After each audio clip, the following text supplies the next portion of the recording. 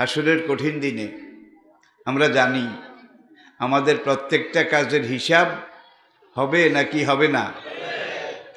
হিসাব বোধহয় গোডাগুডি হবে, মোটামুটি লামসাম জাররাতিন, আল্লাহু আকবার, জাররা জাররা, তিল দন্তি পুঙ্খানুপুঙ্খরূপে হিসাব হবে।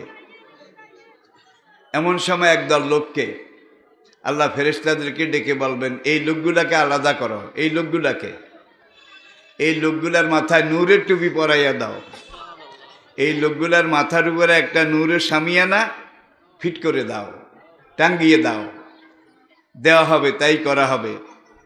তখন আল্লাহ বলবেন, বিনা বিচারে বিনা হিসাবে এই লোকগুলাকে অ্যাডভান্স অগ্রিম জান্নাতে নিয়ে যাও।